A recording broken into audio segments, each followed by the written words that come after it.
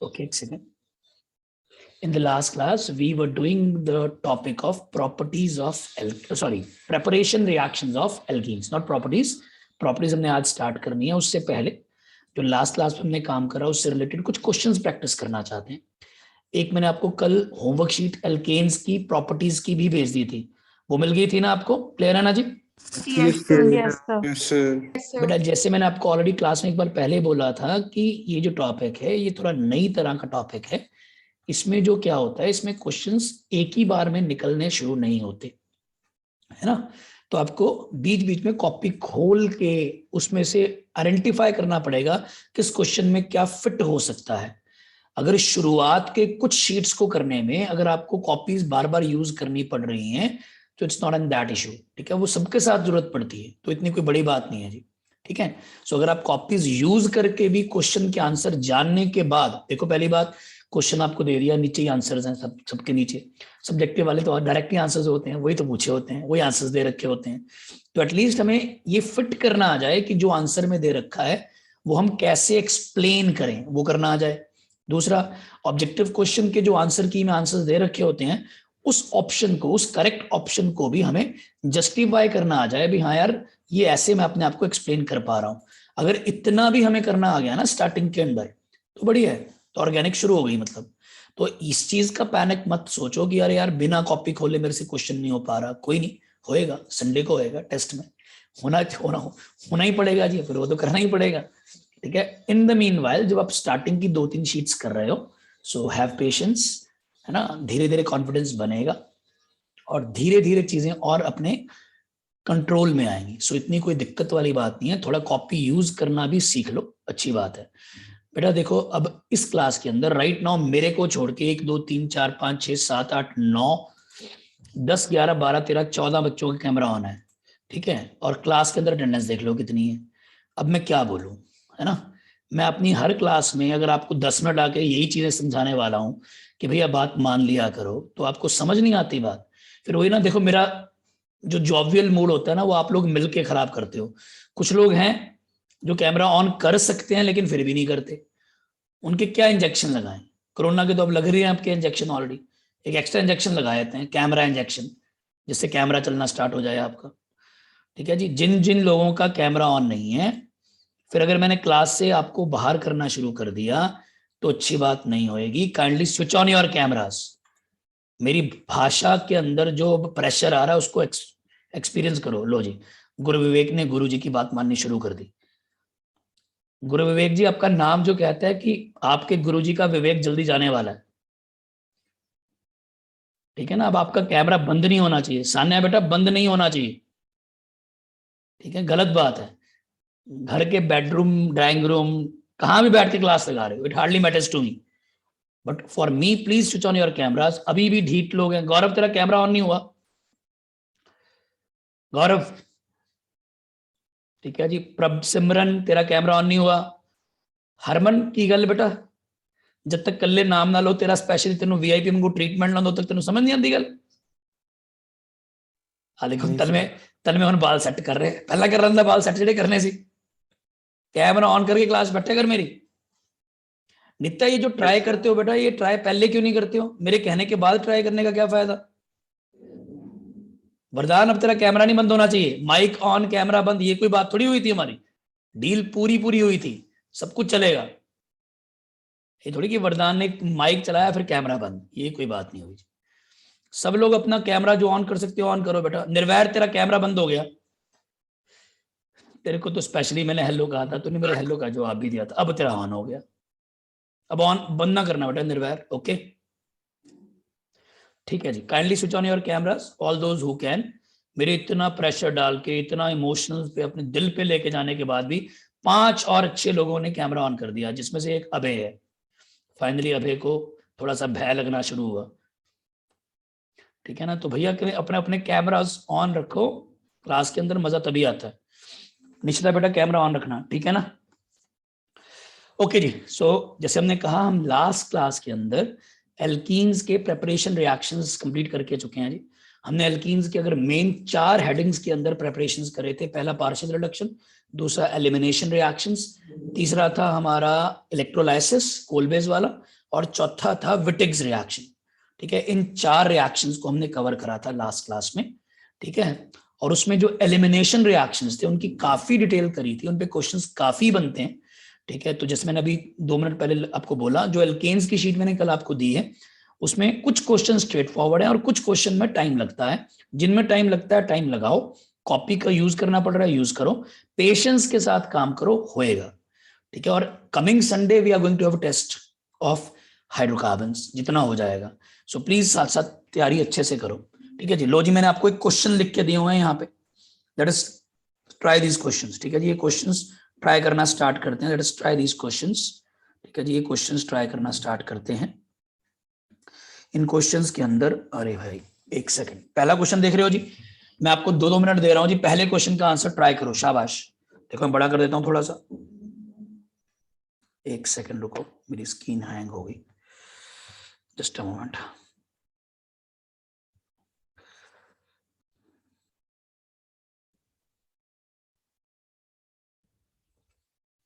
ये है जी हमारा आज का क्वेश्चन 1। ठीक है, this is question 1 for today. शाबाश, I give you 2 minutes, hurry up, complete this question, try करो जी, देखिए जरा क्या आंसर बता सकते हो जी, कोशिश करो क्वेश्चन का आंसर देने की। Very good. Predict the major product of the acid catalyzed dehydration of the following alcohol। पहली बात, जो आपको ये स्ट्रक्चर दिया हुआ है इसमें खोल के नहीं दिया गया, ये एक कंडेंस्ड स्ट्रक्चर है, इसके अंदर प्रॉपर बॉन्ड्स नहीं दिखाए गए। तो सबसे पहला काम होगा ऐसे क्वेश्चन के अंदर हमें प्रॉपर बॉन्ड्स देखने हैं क्या होंगे जी। प्रॉपर बॉन्ड्स देखते हैं, बिल्कुल मैं खोल देता हूं सर। CH3 C, CH3, यहां पर भी CH3, ये जो CH3 थ्राइस है, इसका मतलब एक ही कार्बन के ऊपर 3 CH3 ग्रुप्स लगे हुए हैं। ठीक है सर, अब इसके ऊपर लगा है सर CH2, और इस CH2 पे लगा है OH। और क्वेश्चन में कहा गया है, कहता जी आपने एसिड कैटालाइज्ड डिहाइड्रेशन करनी है, बिल्कुल लास्ट क्लास में सीखा था। इसके अंदर हमने कॉन्सेंट्रेटेड H2SO4 डाला हुआ, और वो भी बेसिक मतलब होता है H+ डालना। चलो अच्छा क्वेश्चन है, मैं ही शुरुआत करा रहा हूँ, आज का क्लास का पहला क्वेश्चन मैं कराता हूँ, कुछ नया सीखने को मिलेगा इसमें फिर से।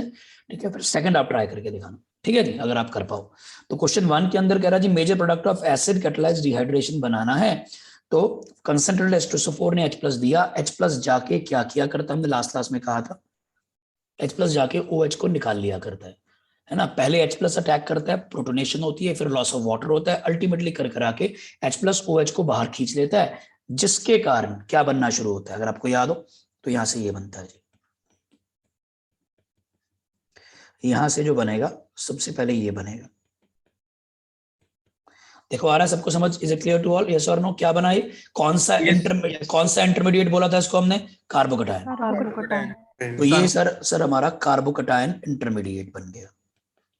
सर नॉर्मल लॉजिक ये कहता है कि जो कार्बोकटायन इंटरमीडिएट बना है ना, जो कार्बोकटायन इंटरमीडिएट बना, जहां पे भी कार्बन के ऊपर पॉजिटिव चार्ज है, वेरी इंपॉर्टेंट, जब भी हमने कार्बोकटायन को एल्कीन में कन्वर्ट करना होता है, हम करते क्या है, जहां भी कार्बन के ऊपर पॉजिटिव चार्ज होता है उसके एडजॉइनिंग कार्बन से हाइड्रोजन रिमूव करते हैं। अब यहां तो बहुत बड़ा प्रॉब्लम हो गया सर, कार्बोकटायन के एडजॉइनिंग कार्बन पे तो हाइड्रोजन है ही नहीं सर, तो एज इट इज इस फॉर्म में ये हाइड्रोजन का लॉस करता नजर नहीं आ रहा, क्योंकि एडजॉइनिंग कार्बन पे हाइड्रोजन है ही नहीं। अभ्या निर्वैर अक्षत कैमरा ऑन करो, और मैं अब सीरियसली बहुत स्ट्रिक्ट होने वाला हूं, अब मैं आपके तोते उड़ाऊंगा देखना फिर। मैं सीरियसली बोल रहा हूं, मतलब मैं इरिटेट हो जाता हूं बेटा, मेरी एक दिन एक पूरी क्लास के लिए भी निर्वैर बात नहीं मान सकते आप, ये रिस्पेक्ट है बेटा आपकी। ठीक है, मेरे को 1 मिनट दो, 1 मिनट दो जरा।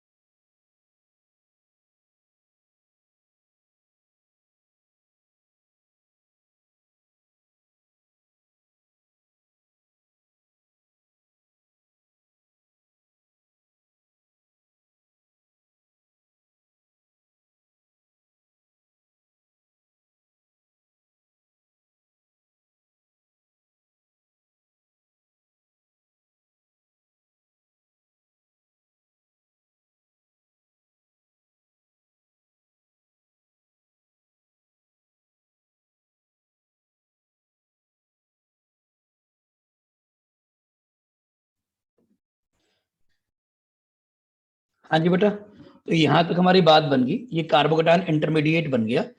अब इसके एडजॉइनिंग कार्बन पे हाइड्रोजन अवेलेबल नहीं है जो कि लॉस हो सके। अब हम सर क्या करें? अब सर लास्ट क्लास में आपने एक नई चीज सिखाई थी, आपको याद है? लास्ट क्लास में हमने कार्बोकेटायन के अंदर एक नई चीज सीखी थी जो हमने बोला था शिफ्टिंग, और जिसका हमने नाम रखा था रीअरेंजमेंट, याद है? उसमें भी हम क्या करते थे? उसमें भी हमने जो कल एग्जाम्पल किया था उसमें एडजॉइनिंग कार्बन का हाइड्रोजन ही तो शिफ्ट करा था। अब उसमें भी प्रॉब्लम आ गई सर। सर अगर आपने एल्कीन बनाने के लिए एडजॉइनिंग कार्बन से एच हटाना था, वो है नहीं। फिर आप कह रहे हो सर आप रीअरेंजमेंट कराना चाहते हो। सर फिर आप क्या कराना चाहते हो? सर एडजॉइनिंग कार्बन से ही एच को शिफ्ट कराना चाहते हो, फिर एच है नहीं। फिर क्या करें सर? सर रीअरेंजमेंट में शिफ्टिंग सिर्फ एच की हो ये जरूरी नहीं होता। रीअरेंजमेंट में एक नई चीज और शिफ्ट होती है, वो क्या? वो दिखाते हैं यहाँ पे क्या होएगा। यहां पे एक ये मिथाइल ग्रुप, अब हाइड्रोजन है नहीं तो मजबूरी में कोई भी एक एल्काइल ग्रुप शिफ्ट कर जाएगा। Very very important, this is a new thing which we are learning today. Again I repeat, यहां पे क्या हुआ, यहां पे क्या होने वाला है जी? यहां पे एक मिथाइल ग्रुप शिफ्ट होगा जी, इसको बोलते हैं मिथाइल शिफ्ट। क्या बोलते हैं इसको? Methyl shift. ये जो मिथाइल शिफ्ट हुआ बेटा, अंडरस्टैंड करो, ये भी रीअरेंजमेंट ऑफ कार्बोकेटायन। ये भी रीअरेंजमेंट ऑफ क्या है जी? कार्बोकेटायन। सो जो नई चीज आज सीखी वो ये है, लास्ट क्लास में हमने रीअरेंजमेंट ऑफ कार्बोकेटायन का टॉपिक सीख लिया था, और ये रीअरेंजमेंट कार्बोकेटायन के अंदर लास्ट क्लास में जो हमने एग्जांपल किया था उसमें हाइड्रोजन को शिफ्ट करा था एडजॉइनिंग कार्बन से। अब हम क्या शिफ्ट कर रहे हैं? मिथाइल ग्रुप को शिफ्ट कर रहे हैं। मिथाइल बोल दूं या बोल दूं एल्काइल शिफ्ट? मिथाइल ग्रुप भी तो एल्काइल ग्रुप है जी, क्या बोल दूं जी? Alkyl shift. मिथाइल शिफ्ट या एल्काइल शिफ्ट, ठीक है जी, एक ही बात है। अब अगर ये मिथाइल ग्रुप शिफ्ट हो गया तो देखना जरा क्या बनता नजर आएगा। आपको क्या बनता नजर आ रहा है? ये CH3 एज इट इज रहा, इस कार्बन से नीचे वाला CH3 एज इट इज रहा, अगले वाले CH2 के ऊपर आपने CH3 को भेज दिया। सही हो गया? अब उस कार्बन पे जिसपे ऑलरेडी पॉजिटिव चार्ज था उस पे CH3 एक एक्स्ट्रा लग गया, आके लग गया सर, तो सर उस कार्बन के चारों बॉन्ड्स पूरे हो गए, उसका पॉजिटिव खत्म हो गया। ऐसे तो सिखाया था कल कि जब हम शिफ्टिंग करते हैं तो जिस जगह पे कोई चीज जाके अपने आप को मूव करा देती है वहां पे जो पहले से पॉजिटिव चार्ज प्रेजेंट होता है वो खत्म हो जाता है। फिर जहां से चीज हटती है वहां पर जो चीज हटी उसके कारण एक नया पॉजिटिव चार्ज वहां क्रिएट हो जाता है। लेकिन ऐसा होना हर बार जरूरी नहीं होता, ऐसा होता है, इसको रीअरेंजमेंट बोलते हैं, इसको शिफ्टिंग बोलते हैं। लेकिन ऐसा सिर्फ तब होता है अगर ऐसा होने से जो नई चीज बनी वो पुरानी चीज से ज्यादा स्टेबल हो, अदरवाइज नहीं। यानी स्टेबिलिटी इंक्रीज हो। तो चेक करो सर, चेक कराओ सर, जो पहले वाला कार्बोकेटायन था आप देख सकते हो 1 डिग्री कार्बोकेटायन था। Are you able to notice this? Yes. और जो Yes, शिफ्टिंग sir. के बाद नया कार्बोकेटायन बना वो देख सकते हो 3 डिग्री कार्बोकेटायन है। Yes, और, sir. Yes, sir. और लास्ट क्लास में हम रिवाइज Yes, करके sir. चुके हैं सर, जो स्टेबिलिटी ऑफ कार्बोकेटायंस होती है that is resonance stabilised carbocation is more stable than tertiary carbocation, is more stable than secondary carbocation, is more stable than primary. तो definitely ये मोर स्टेबल कार्बोकेटायन है। तो यहाँ पे मोर स्टेबल कार्बोकेटायन, अगर ये रीअरेंजमेंट नहीं करेंगे तो सर एल्कीन ही नहीं बन पाएगा। क्यों सर? साथ वाले कार्बन पे अच्छी नहीं था सर। तो ठीक है सर, मोर स्टेबल कार्बोकेटायन बना दिया। अब सर क्या करें? अब जो भी नया कार्बोकेटायन बन गया अब उसके पड़ोसी एडजॉइनिंग कार्बन से H+ का लॉस करो, एल्कीन तभी बनता है। जब हम डिहाइड्रेशन का मैकेनिज्म कर रहे थे उसके लास्ट स्टेप के अंदर जिस कार्बन पे पॉजिटिव आ जाता है उसके एडजॉइनिंग कार्बन से H निकलता है, और फिर ऑप्शंस होती हैं तो अलग अलग तरह के एल्कीन्स बन सकते हैं। जैसे इस पर्टिकुलर केस में अगर मैं ऑप्शंस की बात करूं तो क्या क्या बन सकता है? एक तो सर देखो जी, आप इस वाले कार्बन से निकाल सकते हो, बिल्कुल सर निकाल सकता हूं। अगर इस वाले कार्बन से निकाला सर, बन गया CH2 डबल बॉन्ड CH2 ऊपर CH3 नीचे CH3, एक तो ये बन गया सर। या सर आप एक काम और कर सकते हो, आप सर राइट साइड वाले CH2 से आप H पॉजिटिव निकलवा दो, तो सर बनना शुरू हो जाएगा CH3 C double bond C, नीचे CH3 था, यहाँ CH रह गया और यहाँ पे CH3। देखो दो एल्कीन जो पॉसिबल है वो सबको समझ आए, बोलो यस और नो। Yes. Yes, sir. अब सर इनमें से कौन ज्यादा स्टेबल होगा? इसके अल्फा हाइड्रोजन काउंट करें, इसके अल्फा हाइड्रोजन है सर 3 और 2 5, और इसके अल्फा हाइड्रोजन काउंट करें सर 3 3 6 3 9, तो ये मोर स्टेबल है सर। और जो मोर स्टेबल होगा सर वही क्या होगा? मेजर। बन गई सर बात। तो इस क्वेश्चन का फाइनल आंसर, उसने सर यही पूछा था मेजर प्रोडक्ट बताओ, तो मेजर प्रोडक्ट तो अगर आपने एक बताना था वो ये था, लेकिन इस तक बिना रीअरेंजमेंट के पहुंचना पॉसिबल नहीं था। ठीक है, और ये जो स्टेप हुआ है ये H+ के लॉस के बाद कंप्लीट हुआ है। पहले H+ आया, OH को निकाल के ले गया, यहां वाटर का लॉस दिखा दिया, फिर जो कार्बोडाइन बना उसमें मिथाइल शिफ्ट हुआ, मोर स्टेबल कार्बोडाइन बना, उस मोर स्टेबल कार्बोडाइन से एक H+ लूज हुआ एडजॉइनिंग कार्बन से, और उसमें 2 एल्कीन्स पॉसिबल हुए। फिर जो मेजर था वो मोर स्टेबल वाला था। आंसर आ गया जी। बोलो डन हो गया जी, क्लियर हो गया जी, पहला क्वेश्चन क्लियर है सबको? Yes, sir. Yes, sir. Yes, sir. Okay okay बेटा, चलो ये क्वेश्चन 1 था आज का, थोड़ा सा हाथ चला, थोड़ा सा लॉजिक समझ आया, और ये समझ आया कि जो रीअरेंजमेंट ऑफ कार्बोकेटायन है उसके अंदर हाइड्राइड शिफ्ट, जब हम हाइड्रोजन को शिफ्ट करते हैं तो उसको हाइड्राइड शिफ्ट बोलते हैं, हाइड्रोजन शिफ्ट नहीं बोलते। उसका रीजन बताता हूं। हम ये मान के चलते हैं कि जो भी ग्रुप शिफ्ट होता है वो अपना बॉन्ड उठा के शिफ्ट होता है, मतलब बताना समझता हूं जी, ये बॉन्ड इसने अपने ऊपर शिफ्ट करा, फिर ये आगे चला गया, तभी तो पीछे वाले कार्बन पे पॉजिटिव बचेगा। अगर ये बॉन्ड खींच के भागेगा तभी तो ये पीछे वाले को पॉजिटिव बनाएगा जहां से जा रहा है, और ये खुद फिर नेगेटिव बन के दूसरे पे शिफ्ट हुआ है। तो जब ये नेगेटिव पॉजिटिव पुराने पे लगा, नेगेटिव पॉजिटिव न्यूट्रल, और जो न्यूट्रल वाले से नेगेटिव हटा उस पर पॉजिटिव क्रिएट हो गया। इस तरह से होता है। तो वही अगर H होता यहाँ पे CH3 की जगह, तो वो भी अगर अपना बॉन्ड उठा के शिफ्ट करता तो वो भी H- बन के शिफ्ट करता, और जब H- होता है तो उसको हम हाइड्राइड बोलते हैं। तो इसलिए जब हाइड्रोजन शिफ्ट होता है तो उसको हाइड्राइड शिफ्ट बोलते हैं, जो लास्ट क्लास में करा था, और इसको नॉर्मली एल्काइल या मिथाइल शिफ्ट बोलते हैं। और ये शिफ्टिंग या रीअरेंजमेंट होती तब है अगर इसके होने से स्टेबिलिटी ऑफ कार्बोटाइन में फायदा मिले, अदरवाइज नहीं। बोलो डन है जी, क्लियर है? Yes, sir. लो जी, आज का सेकंड क्वेश्चन, क्वेश्चन 2, फटाफट से। थोड़ी सी आपका हाथ चलवा रहे हैं ताकि आपका कॉन्फिडेंस ऑर्गेनिक के क्वेश्चंस में बढ़े। ठीक है जी, टॉपिक तो कवर होते ही रहेंगे, थोड़ा क्वेश्चन प्रैक्टिस भी कर रहे हैं जी। लो जी, among the following compounds which can be dehydrated very easily. देखो क्वेश्चंस के थ्रू कुछ कुछ समझा रहा हूं। अब हम जब डिहाइड्रेशन करते हैं अल्कोहल्स की, मेरे को बताना जरा, डिहाइड्रेशन के अंदर अल्कोहल्स की मैकेनिज्म के अकॉर्डिंग सबसे पहला स्टेप क्या होता है? जल्दी बोलो क्या होता है सबसे पहला स्टेप? OH पे H+ आना. एच का अटैक करवाना। बिल्कुल, और उसको इंग्लिश में बोलते हैं प्रोटोनेशन। सीधी बात करो ना जी, क्या बोलते हैं उसको? प्रोटोनेशन। Protonation. तो अल्कोहल्स की डिहाइड्रेशन में सबसे पहला स्टेप प्रोटोनेशन होता है, फिर लॉस ऑफ वाटर होता है। तो अल्टीमेटली कर करा के H+ आके OH को निकाल के ले जाता है, उस कार्बन पे पॉजिटिव बनाता है। तो देखना जरा जी, अगर आप नोटिस करो समझ पाओ तो सर यहां से OH जाएगा, इस कार्बन पे पॉजिटिव आएगा, सर यहां से OH जाएगा, इस कार्बन पे पॉजिटिव आएगा, सर यहां से OH जाएगा, इस कार्बन पे पॉजिटिव आएगा, सर यहां से OH जाएगा, इस कार्बन पे पॉजिटिव आएगा। अब समझ आ रहा है मैकेनिज्म? जहां जहां से OH हटेगा उस कार्बन पे पॉजिटिव चार्ज आना स्टार्ट हो जाएगा, यानी कार्बोकेटायन इंटरमीडिएट बनेगा सर। बढ़िया सर।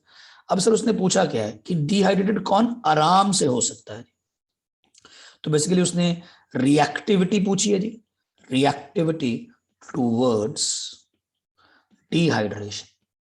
ये लास्ट क्लास में पॉइंट बताया नहीं, लेकिन अब बता देता हूं जी, इस क्वेश्चन के थ्रू मैं ये पॉइंट एक्स्ट्रा बताना चाहता हूं। Reactivity towards dehydration for alcohols, ये अल्कोहल्स जो डिहाइड्रेट करते हैं उनका रिएक्टिविटी का ऑर्डर क्या होता है? ठीक है जी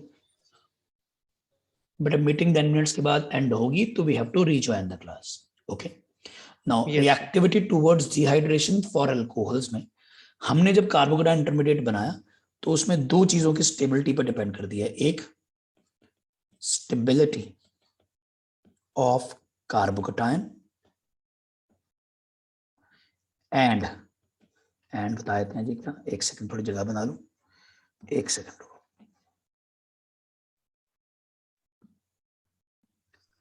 लो, एक डिपेंड करती है स्टेबिलिटी ऑफ कार्बोकैटायन पे और दूसरा डिपेंड करती है स्टेबिलिटी ऑफ एल्कीन प्रोडक्ट पे। स्टेबिलिटी ऑफ एल्कीन प्रोडक्ट,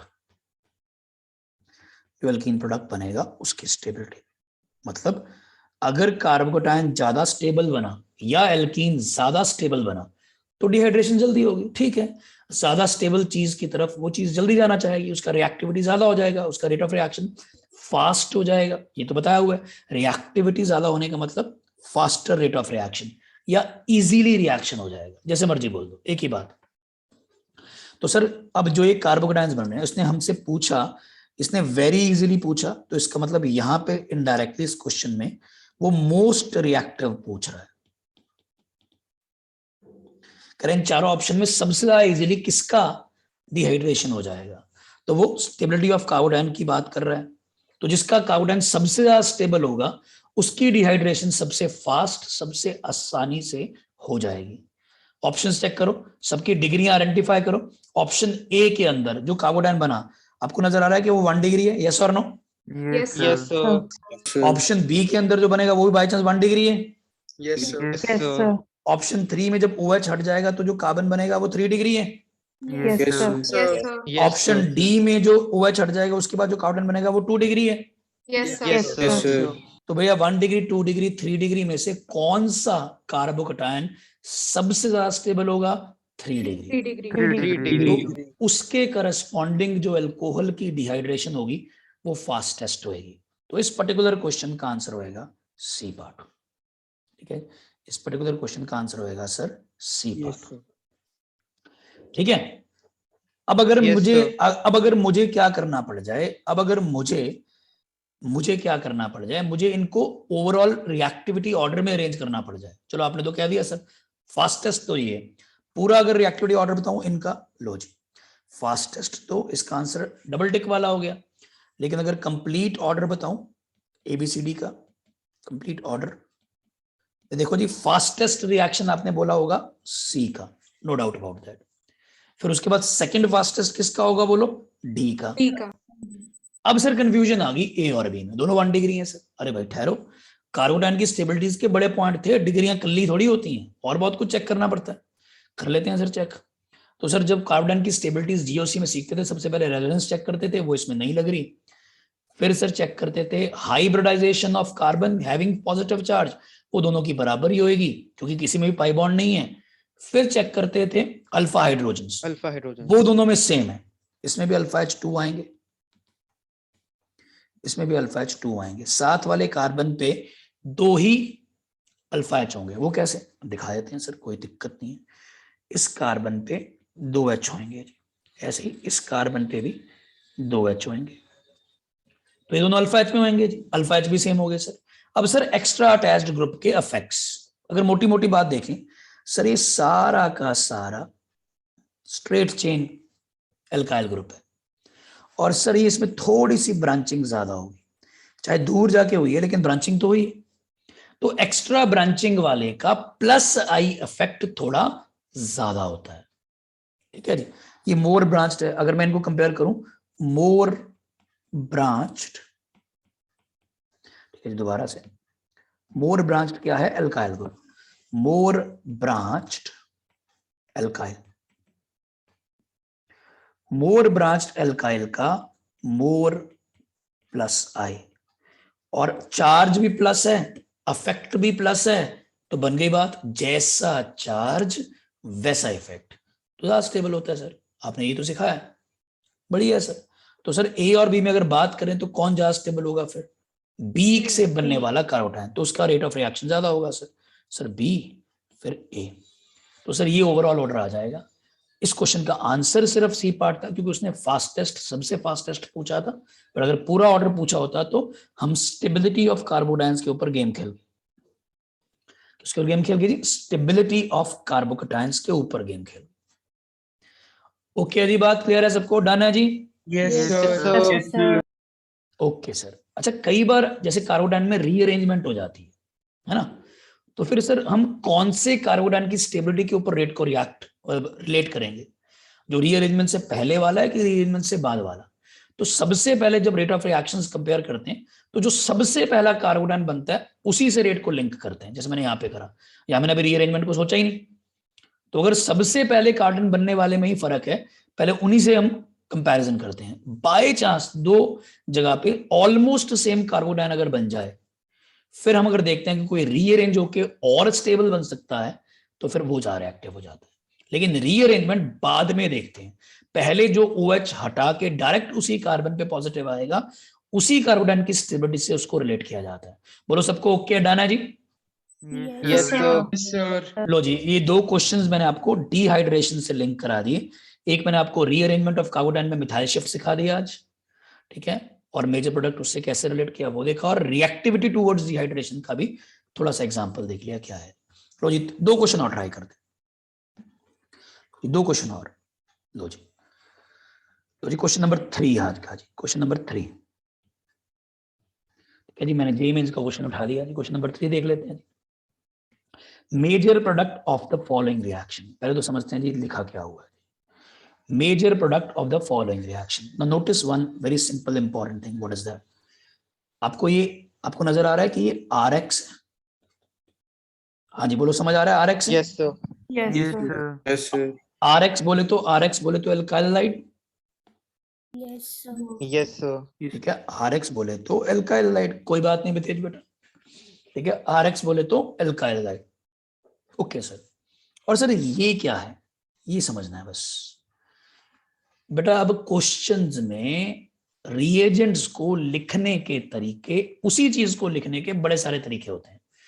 मैंने आपको कहा था एल्कोहलिक KOH को लिखने के एक और तरीका बताया था, एक तो AlC.KOH लिखते ही हैं जी, उसके अलावा हमने कहा था KOH in the presence of C2H5OH भी लिख सकते हैं। इसके अलावा भी और लिखते हैं जी, मैं यहाँ बताने की कोशिश करता हूँ, आप चाहे वहां पे ऐड कर लेना। एल्कोहलिक KOH लिखा हो, या सुनी जाना जी, या लिखा हो KOH in the presence of C2H5OH। पहली बात तो ये मैंने शॉर्ट फॉर्म लिखी, ये प्रॉपर बताया KOH और C2H5OH मिक्स्ड है। और आपको बता दें, जब KOH और C2H5OH मिक्स होंगे तो पहले वो आपस में रिएक्ट कर जाते हैं। ये रिएक्ट करके, एक सेकंड, ये रिएक्ट कैसे करते हैं बताता हूं, थोड़ा समझना जी। ये आपस में रिएक्ट कर जाते हैं, क्या करते हैं जी, क्या करते हैं, ये आपस में अगर रिएक्ट कर गए तो क्या बना देते हैं जी, सुना जरा। ये क्या करते हैं जी, ये देखो जी, अगर मैं इनका एसिड बेस रिएक्शन करा दूं एसिड बेस रिएक्शन, तो फिर ये तो आपको पता ना बेस है, क्या है जी, बेस। और C2H5OH को जबरदस्ती एसिड की तरह मान लूं, जैसे हम ग्रिगनार्ड रिएजेंट के साथ करते थे, उसके ऑक्सीजन वाले हाइड्रोजन को जबरदस्ती एज H+ निकाल दूं। यहां से ये H+ निकला, सॉरी यहां से ये H+ निकला, ये वाला निकल गया सर। अब सर अगर ये H+ निकल गया, इफ आई एम राइट, अगर यहां से H+ निकल गया, तो सर एक नोटिस करो बात क्या, तो सर पीछे C2H5O- बचेगा। Yes, sir. ये क्या चीजों में टूटेगा, K+, OH minus. OH minus. और इसको हम कैसे तोड़वाने के लिए कह रहे हैं, C2H5O- एंड क्या, H+। H plus. H plus. अब एसिड और बेस जब रिएक्ट करते हैं तो हम क्या मानते हैं, हम कहते हैं भाई इसका OH- इसके H+ से जुड़ गया और क्या बन गया, वाटर। और फिर साथ में क्या बन गया, K+ एंड OC2H5-। सर अगर इन दोनों को जोड़ दें सर, इन दोनों को, तो क्या बना बताओ, ये बन गया सर C2H5O- K+। देखो आ रहा समझ सबको बेटा, क्लियर है ना? Yes, sir. Yes, sir. So, ये जो C2H5O- बना, इसमें पता है क्या है, खास बात क्या है, ये salt having conjugate ion of alcohol है जी, salt having conjugate ion of alcohol, conjugate ion of.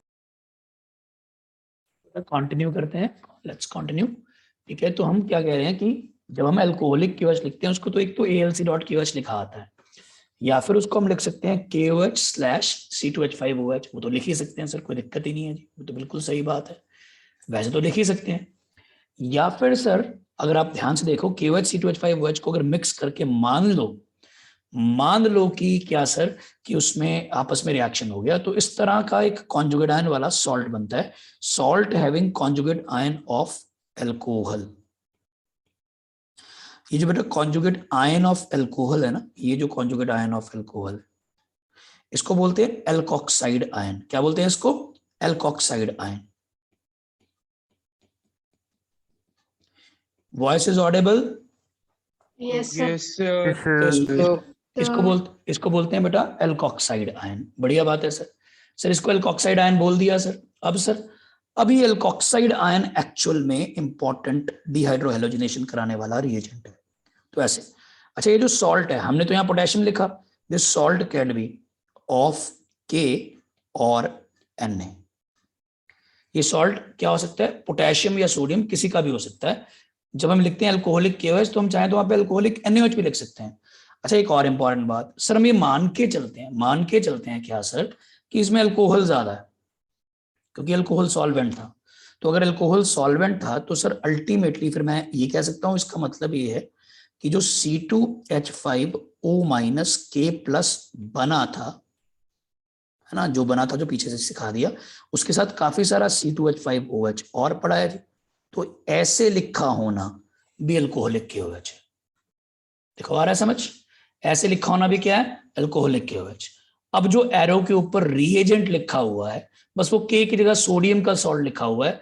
अब तो आपको समझ आ रहा है कि वो पक्का पक्का इनडायरेक्ट वे ऑफ राइटिंग क्या है? Alcoholic KOH। Alcoholic. और ये करेगा क्या? Dehydro halogenation. कोई प्रॉब्लम ही नहीं है सर। क्या करने वाला है सर? Dehydro halogenation. अब अगर सर डिहाइड्रो हेलोजिनेशन करेगा, मेजर प्रोडक्ट पूछा है सर, क्या बनेगा? सो सर पहली बात, डिहाइड्रो हेलोजिनेशन में नॉर्मली हम कोई कार्बोकेटायन तो बनाते नहीं, तो कोई रीअरेंजमेंट तो होती नहीं। तो अगर हम नॉर्मल तरीके से ही इसको करना चाहें सर, तो सर जैसे आप कहते हो वैसे कर लेते हैं। यहां से इसका Br हटा देते हैं। एक तो Br माइनस निकालना है सर, ऐसे करना है, बोलो। डिहाइड्रोहेलोजिनेशन का मतलब एक हेलोजन निकालना है और एक हाइड्रोजन निकालना है। एक सर H+ एडजॉइनिंग कार्बन से। अब सर एडजॉइनिंग कार्बन 2 हैं आपके, इनफैक्ट 3 है। कौन कौन से? 1, 2 और 3। तो यहाँ पे 3 तरह के अल्कीन्स बन सकते हैं बेटा। देखना जरा कौन कौन से बनेंगे। एक बनेगा sir C6H5, CH double bond C, CH2, CH3 और यहां लगा रह गया CH3। एक तो ये बन जाएगा सर। दूसरा बन सकता है सर C6H5। ठीक है, आप एक काम करो सर, राइट साइड वाले से निकाल दो CH2, यहाँ पे C, यहाँ पे CH3 एज इट इज रहा, यहाँ पे CH और फिर आगे क्या आ गया? CH3। एक और कौन सा बन सकता है सर? एक और बना सकते हो आप, C6H5, CH2, C ऊपर की तरफ CH2 और यहाँ पे CH2, CH3। तो पॉसिबल स्ट्रक्चर्स बताऊं तो ये सर 3 बन सकते हैं जो एल्कीन बनेगा यहाँ पे। यहां तक ओके है जी? Yes, Yes, sir. sir. So, लेकिन क्वेश्चन ने में सारे प्रोडक्ट्स ना पूछ के मेजर प्रोडक्ट पूछा है। क्या पूछा है जी? मेजर। ठीक है जी, लो जी मैं नाम रख लेता हूं उनके। Let me call them something. Let me call them, let us से 1, लेट अस से 2, लेट अस से 3। लो जी, दिए जी आपको 2 मिनट। आप बता दो 1 2 3 में से कौन मेजर होगा? Raise your hands. अरे 1 2 3 में से कौन मेजर होगा? देखिए जरा जी, 1 2 और 3 में से कौन मेजर होगा जी? हाथ खड़ा कर दीजिए, देखते हैं जरा जी। हाँ जी हर्षव, फटाफट से बता दो 1 2 3 में से कौन सा मेजर होगा? sir, 1. हर्षव के अकॉर्डिंग 1। बाकी देखते हैं जी कौन मेजर होने वाला है, 1 2 या 3।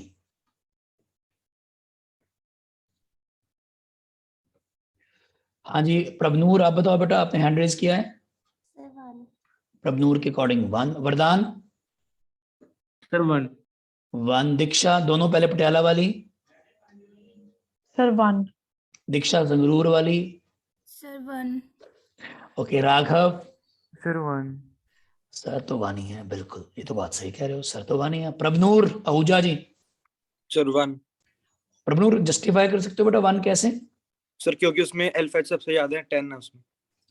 यहाँ तो आपने गड़बड़ कर दी फिर। चलो बाकियों से पूछते हैं अभी। राघव तू बता 1 कैसे?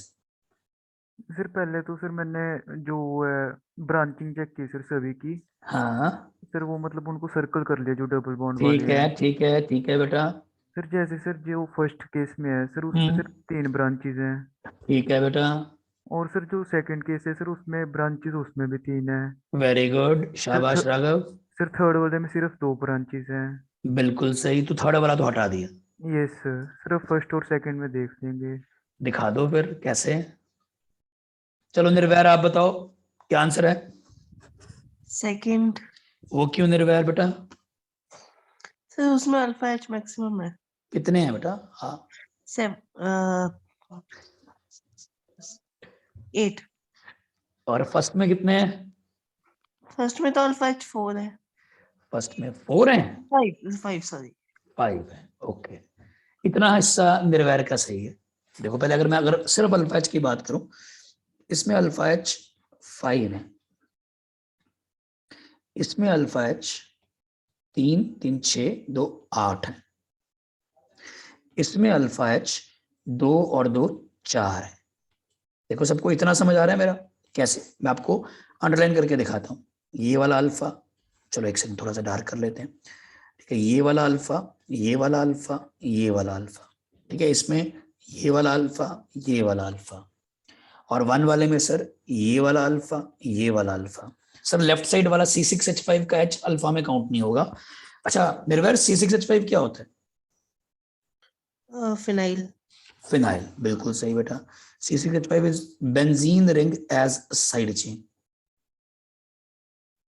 Benzene ring as a side chain, ऐसे लगा हुआ C6H5, ठीक है। तो अगर आप नोटिस करो तो इस कार्बन पे तो H होएगा ही नहीं, जो साथ में एडजॉइनिंग है, तो इसमें तो अल्फा H इस तरफ से आएगा ही नहीं। देखो सबको समझ आ रहा है, यस और नो?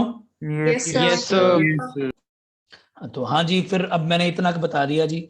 अब हर्षव आप बताओ, आपने आंसर 1 क्यों बोला फिर? सर रेजोनेंस नहीं होगी उसके अंदर तो। बिल्कुल सही, वेरी गुड हर्षव, शाबाश बेटा। अब हम थोड़ा सा और सोचेंगे। अल्फा एच होती है हाइपर कॉन्जुगेशन, और हाइपर कॉन्जुगेशन से पहले आती है रेजोनेंस। जब हम stability of alkenes, again GOC में स्टेबिलिटी ऑफ एल्कीन्स का टॉपिक भी करा था, उसमें जब स्टेबिलिटी ऑफ एल्कीन्स चेक करते हैं तो पहले रेजोनेंस चेक करते हैं। याद है सबको, यस और no? Yes, sir. Sir. No doubt कि 1 वाले में अल्फा एच कम है, लेकिन 1 वाला रेजोनेंस स्टेबलाइज्ड है, ये कैच था इस क्वेश्चन में। ये वाला अल्फा एच चाहे कम है जी, यहाँ पे रेजोनेंस स्टेबिलिटी है, रेजोनेंस स्टेबलाइज्ड। वो कैसे सर? जो C डबल बॉन्ड C है वो बेंजीन के साथ जो जुड़ा हुआ है, वो बेंजीन रिंग के साथ रेजोनेंस में आ जाएगा। Resonance stabilised C double bond C with benzene. बेटा सबके पल्ले पड़ रही है बात? Yes, sir. Yes, sir. तो यस, मेजर 1 ही होगा। मेजर कौन होगा जी? 1। उसके हिसाब से आंसर आ गया जी डी, ये मेजर होगा जी। लेकिन इसमें एक एक्स्ट्रा फैक्ट यूज हुआ। देखो जेई मेंस है ना, पहले अल्कोहलिक केओएच को थोड़ा सा अलग तरीके से लिखा, वो हमने सीख लिया सर। फिर उसके बाद सर हम आगे अल्कीन के पॉसिबिलिटीज पे, फिर उसमें सर स्टेबिलिटी ऑफ अल्कीन जब चेक किया तो उसमें रेजोनेंस भी पिक्चर में ले आए। तो थोड़ा सा अपना माइंड और ब्रॉड करके चलो। अभी जो एग्जांपल इससे पहले की बाई चांस रेजोनेंस नहीं यूज हो रही थी, इसमें हो रही है तो कर ली। जो एल्केन्स की प्रॉपर्टीज की शीट दी है उसमें भी 3-4 जगह रेजोनेंस इन्वॉल्व है क्वेश्चंस के अंदर, तो याद रखना जी, रेजोनेंस भी स्टेबिलिटी को इंक्रीज करती है। Is it clear to everyone? से यस और no? Yes sir. Yes, sir. चलो थर्ड क्वेश्चन हो गया। आज का 4th क्वेश्चन चेक करते हैं जी। 4th क्वेश्चन, लो जी 1 मिनट दिया आपको। क्वेश्चन 4th, पहले एक हिंट दे दूं उसके बाद करता हूं। तो जी अब पहले आप देखो, आपको यहाँ पे लिखा क्या नजर आ रहा है? क्या लिखा नजर आ रहा है बोलो? ये आपको सोडियम सॉल्ट नजर आ रहा है, NaO समथिंग। तो ये Na plus and OCH3 minus, बन गई बात। तो ये salt having conjugate ion of alcohol है, जो ऊपर लिखा हुआ है, बोलो क्लियर है? Yes, sir. और साथ में नीचे हीट नजर आ रही लिखी हुई, बोलो क्लियर है? ठीक है Yes, सर। Yes, और मैंने sir. आपको बोला था कि अगर आप अल्कोहलिक केओएच के साथ हीट लिखना चाहो लिख दो, ऑप्शनल है, बट ये बेटर ही काम करती है, डिहाइड्रोजनेशन और अच्छा बना देती है, याद है? Yes sir. Yes sir. तो अब ये भी बता दिया सर, NaOH हीट लिखना भी अल्कोहलिक केओएच लिखने के बराबर ही है। सो अल्कोहलिक केओएच कोई अलग अलग तरीके से लिखा आ रहा है क्वेश्चन में, हमें मेंटली प्रिपेयर रहना है, कुछ भी लिखा आ सकता है। सबको समझ आ रहा है ना बेटा यहाँ तक? Yes, sir. Yes, Yes, sir. sir. वो 2017 का जेईई मेंस का क्वेश्चन था, ये 2018 का जेईई मेंस का क्वेश्चन है। दिए जी मैंने आपको 2 मिनट, मेजर प्रोडक्ट ही दोबारा बताना है जी, एक बार आप बताओ। लेकिन एक हिंट जबरदस्त जो है वो यहाँ पे लिखा है वन इक्विवेलेंट, वेरी इंपॉर्टेंट। इसका मतलब क्या, इसका मतलब ये एक बार causes loss of H plus Cl minus one time. हालांकि इसमें दो Cl है, दो HCl निकल सकते हैं, बट क्योंकि उसने कह दिया कि एक इक्विवेलेंट, यहाँ पे एक इक्विवेलेंट लिखा जाए या एक मोल, तो वो एक ही H और Cl को लूज करा के एल्कीन बनाएगा। दो HCl अभी लूज नहीं कराने। अगर NaOCH3 हीट लिखा होता और वन इक्विवेलेंट ना लिखा होता, फिर हम चाहते तो दो HCl भी लूज करा सकते थे, अलग अलग कार्बन से 2 बार डबल बॉन्ड भी बना सकते थे, कोई दिक्कत नहीं है। आ रही है जी बात समझ? तो जी I give you 2 minute, hurry up, tell me the answer of fourth question by raising your hand. देखे जरा जी क्या आंसर आया।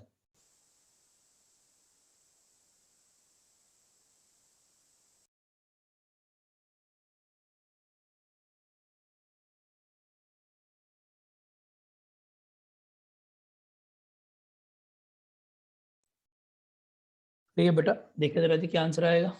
Very good. देखो जो ऑप्शंस बनी है उन ऑप्शंस को ही यूज करो, मेरी बात ध्यान से सुनना जी। ऑर्गेनिक के ऑब्जेक्टिव क्वेश्चन में जब आपको स्ट्रेट फॉरवर्ड आंसर आता नजर ना आए, सुन लेना बार मेरी बात जो मैं बोल रहा हूं, तो आपने ये मानना है कि जो क्वेश्चन के अंदर ऑप्शंस गिवन है वो क्वेश्चन का ही पार्ट है, तो आपने एनालाइज करके करना है। तो अगर आप ऑप्शन ए देखो, ऑप्शन ए के अंदर कैसे करा हुआ देखना जरा।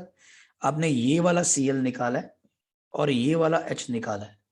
अगर आप ये दोनों चीजें का लॉस करा दो तो यहां आ जाओगे। देखो आ रहा है समझ, यस और no? Yes, Yes, sir. Sir option B में आपने क्या करा है, आपने ये वाला Cl निकाला और यहां से H निकाला। अगर इन दोनों का लॉस करोगे तो डबल बॉन्ड यहां आ जाएगा, सही है? Yes sir. और ऑप्शन सी में आपने क्या करा है, आपने ये वाला Cl और ये वाला H निकाला है। अगर इन दोनों का लॉस करोगे तो फिर आप ऑप्शन सी पे आ जाओगे। और ऑप्शन डी में दिख रहा है क्या करा है, ऑप्शन डी के अंदर आपने यही वाला Cl निकाला और यहां से H निकाला है। अगर इन दोनों का लॉस करोगे तो भैया फिर आप यहां आ जाओगे डी वाले पे। ठीक है, ये मैंने आपको हिंट दिया कि कैसे कैसे HCl उसने लॉस करके दिखाए हुए हैं डीहाइड्रोहैलोजिनेशन के अंदर। अब कौन सा HCl का लॉस करा के हमारा मेजर प्रोडक्ट वाला आंसर आ सकता है, ये आपका क्वेश्चन है।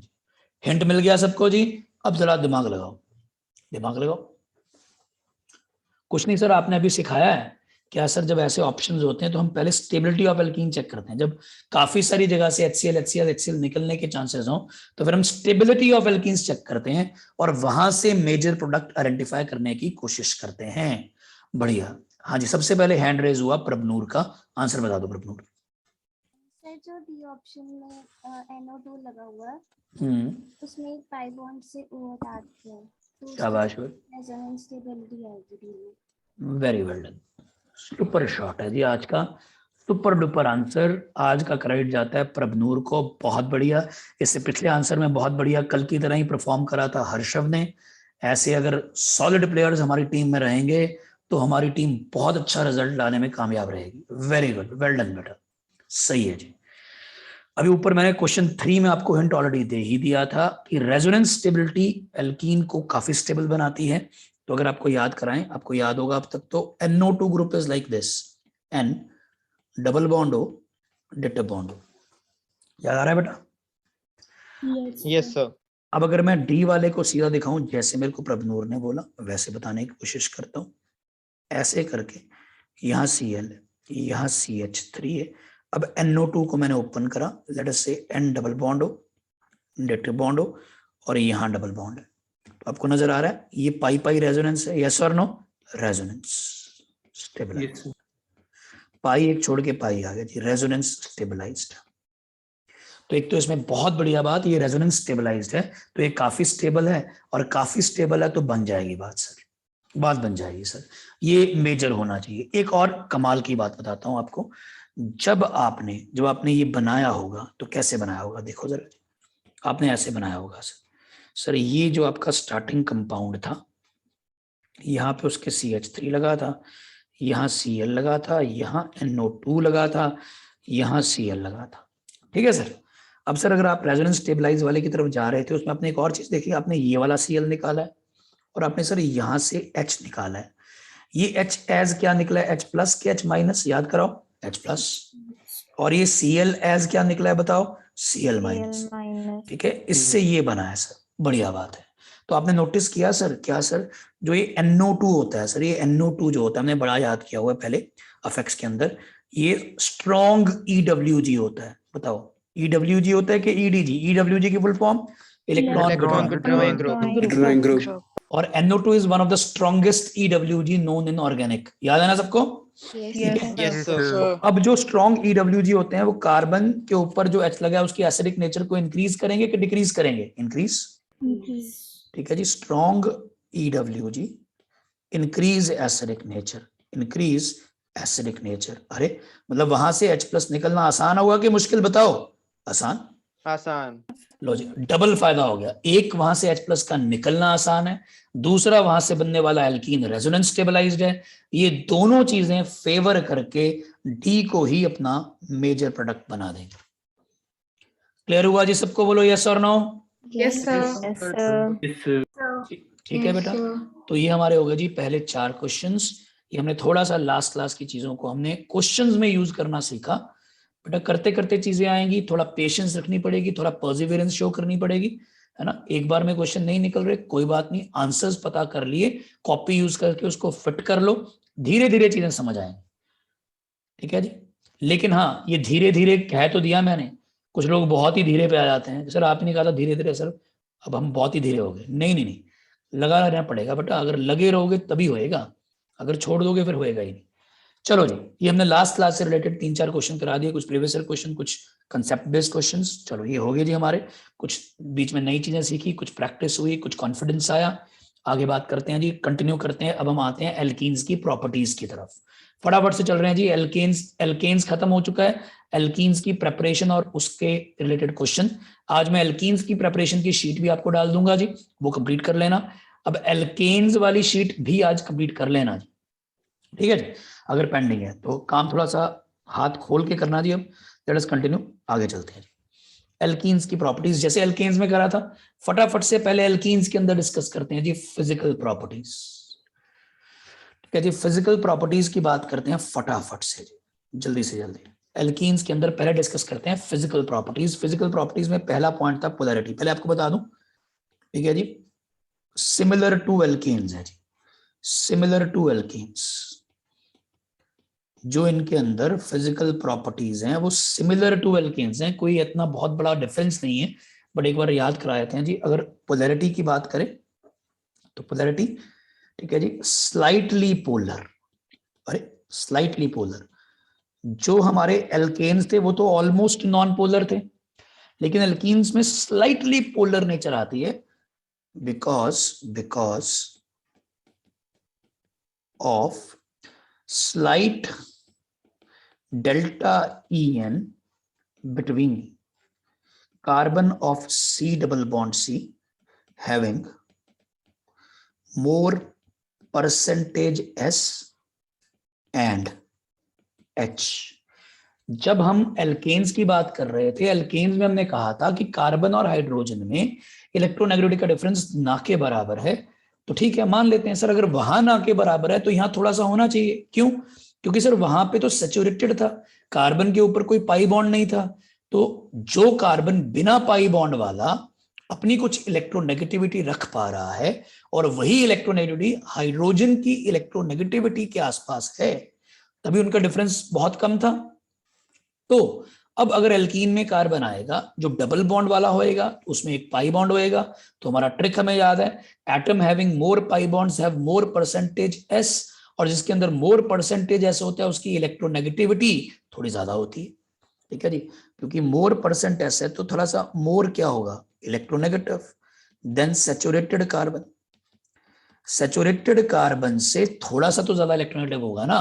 एल्केन्स में सारे कार्बन सैचुरेटेड थे, कोई पाई बॉन्ड नहीं था, उस कार्बन की इलेक्ट्रोनेगेटिविटी हाइड्रोजन के बिल्कुल ऑलमोस्ट बराबर थी, तो इस कार्बन की इलेक्ट्रोनेगेटिविटी थोड़ी सी ज्यादा होगी।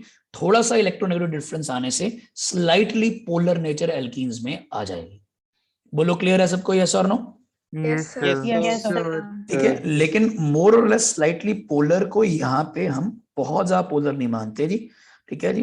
इन जनरल नॉट मच पोलर, ज्यादा पोलर ए भी नहीं है जी, ऑलमोस्ट नॉन पोलर में ही आते हैं, बट हाँ चलो कंपैरिजन कर रहे थे, स्लाइटली पोलर देन एल्केन्स, ऐसे बोल देते थे। एल्केन्स के कंपैरिजन में थोड़ा सा पोलर है जी, ये एल्कीन्स की पहली फिजिकल प्रॉपर्टी होगी जी, पोलैरिटी। ठीक है जी। फिर बॉइलिंग पॉइंट पे आया जी, डिट्टो मैंने बोला एल्केन्स की तरह चलना है जी। क्या boiling point is directly proportional to intermolecular forces, और क्योंकि थोड़ा सा डायपोल आ गया तो इंटरमॉलिक्यूलर फोर्सेस में स्लाइट डायपोल डायपोल नेचर आ जाएगी।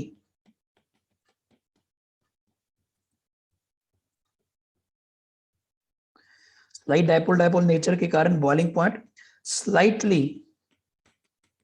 हायर देन एल्केन्स हो जाएंगे। ठीक है जी। लेकिन अल्टीमेटली बॉइलिंग पॉइंट डिपेंड उन्हीं फैक्टर्स पे करेगा, क्या, molecular mass, molar mass, molecular weight upon branching if same molecular weight. ऐसे ही हम चेक कर देते हैं एल्केन्स का, और डिट्टो वैसे ही हम चेक करेंगे एल्कीन्स का। मैंने ऊपर हेडिंग में लिखा है सिमिलर टू एल्केन्स, तो ठीक है। हाँ लेकिन अगर एल्केन से कंपेयर करो तो थोड़ा सा बॉइलिंग पॉइंट एल्केन से ज्यादा होगा, लेकिन अगर एल्कीन का एल्कीन से आपस में कंपेयर कर रहे हैं अलग अलग एल्कीन्स का, तो फिर वही बात, मॉलिक्यूलर वेट बढ़ेगा तो बॉइलिंग पॉइंट बढ़ेगा। अच्छा मुझे बता सकते हो मॉलिक्यूलर वेट बढ़ने से बॉइलिंग पॉइंट क्यों बढ़ता है? क्योंकि मॉलिक्यूलर वेट बढ़ने से बॉइलिंग पॉइंट क्यों बढ़ता है बेटा, बताओ जरा, शाबाश। मॉलिक्यूलर वेट, नहीं, नंबर ऑफ कार्बन बढ़ने से बॉइलिंग पॉइंट इंक्रीज होता है। ओके, या मोटी मोटी बात, वैंडरवाल फोर्सेस इंक्रीज हो जाती हैं। अल्टीमेटली मतलब तो यही था ना कि वैंडरवाल फोर्सेस, इनके अंदर intermolecular forces, slight dipole dipole plus van der Waals. देखो वैंडरवाल तो सब में ही होती है, जिसको हम लंडन डिस्पर्जन फोर्सेस बोलते हैं नॉर्मली, चलो वैंडरवाल्स नहीं बोलता, लंडन डिस्पर्जन फोर्सेस बोल देता हूँ, plus London forces. London forces तो हर एक में होती है ना जी, और वो मॉलिक्यूलर वेट पे डिपेंड करती हैं और ब्रांचिंग के इनवर्स होती हैं, क्योंकि ब्रांचिंग बढ़ाने से सरफेस एरिया कम हो जाता है। सेम फंडा जो वहां था वही यहाँ है। अब आई बात सॉल्युबिलिटी, वो भी सेम फंडा, वो क्या sir, insoluble in water, insoluble in water, ठीक है जी, and soluble in non polar organic solvents. So ditto जो एल्केन्स के पॉइंट थे वही है, बस एक बार रिपीट करके लिख दीजिए, ठीक है जी, नॉन पोलर ऑर्गेनिक सॉल्वेंट्स में सॉल्युबल है। क्लियर है? देखो बेटा फिजिकल प्रॉपर्टीज के तीनों point. Yes, sir. Yes, sir. चलो जी आगे चल पड़ते हैं जी। अब मेन इनकी केमिकल प्रॉपर्टीज यानी केमिकल रिएक्शंस की तरफ चल पड़ते हैं, वही इंपॉर्टेंट हम डिस्कस करना चाहते हैं, वहां चल पड़ते हैं जी। Chemical properties, chemical reactions of alkenes की तरफ जी। लेट अस मूव ऑन, फटाफट से बात करते हैं केमिकल प्रॉपर्टीज ऑफ एल्कीन्स की जी। ठीक है जी, केमिकल प्रॉपर्टीज ऑफ एल्कीन्स की अगर हम बात करें, let us continue chemical properties of alkenes. Prabhsimrat, yes sir. बेटा आपकी तबीयत ठीक है? सर गला खराब है थोड़ा बहुत। ओके बेटा, चलो गेट वेल सून। बाकी वैसे ठीक हो गले के अलावा? यस सर, बुखार उतर गया। तो बेटा ओके, तो प्रभसिमरत की बात कर रहा था। प्रभसिमरत फिर कैमरा क्यों नहीं ऑन करते बेटा? सर पीसी पे नहीं बैठता, सर पीसी में है कैमरा। नहीं बैठते क्यों नहीं पीसी पे फिर? सर बैठने नहीं देते, कहते ठंड लग जाएगी। चलो फिर तो अब मैं क्या बोलूँ बेटा, अब अगर आपके पास सारे के रीजंस तैयार हैं फिर मैं क्या बोलूँ। चलो एनीवेज कमिंग बैक, एल्कीन्स की केमिकल प्रॉपर्टीज की बात करते हैं जी। ठीक है, पहली कैटेगरी एल्कीन्स की, अब इसमें कैटेगरी वाइज करेंगे जी। एल्कीन्स के केमिकल रिएक्शंस बहुत इंपॉर्टेंट है जी, बहुत बहुत बहुत इंपॉर्टेंट है, तो इनको कैटेगरी बना बना के करेंगे। सबसे पहली कैटेगरी है इलेक्ट्रोफिलिक एडिशन। ठीक है जी, सबसे पहली जो कैटेगरी करना चाहते हैं वो है सर क्या, इलेक्ट्रोफिलिक एडिशन। अभी तक हमने एडिशन वर्ड सुना था, अब सर ये इलेक्ट्रोफिलिक एडिशन क्या होता है जरा समझाते हैं पहले, फिर आगे आएंगे उसके ऊपर। अब सुनना मेरी बात जरा ध्यान से बेटा, अभी तक इससे पहले हम जिस जिस टाइप ऑफ रिएक्शंस को बीच में यूज कर चुके हैं रिएक्शंस में, बता देता हूं नाम। क्या हम सब्स्टिट्यूशन रिएक्शंस की बात कर चुके हैं? बोलो यस और नो। Yes, sir. ओके, क्या हम Yes, sir. एलिमिनेशन रिएक्शंस की बात कर चुके हैं? यस और no. Yes, sir. sir, okay, और क्या हम रीअरेंजमेंट रिएक्शंस की रिसेंटली बात कर चुके हैं? यस और no. Yes, sir. Yes, sir. sir. बढ़िया बात, रीअरेंजमेंट भी कर चुके हैं, सब्स्टिट्यूशन भी कर चुके हैं, एलिमिनेशन भी कर चुके हैं, इनफैक्ट एडिशन की बात कर चुके हैं, जहां पे हमने एडिशन ऑफ हाइड्रोजन की बात की थी। तो जब हम एडिशन की बात करते हैं, मैं आपको एक चीज बताता हूं, एडिशन में, ठीक है जी, 2 parts are added on, let us say, pi bonds.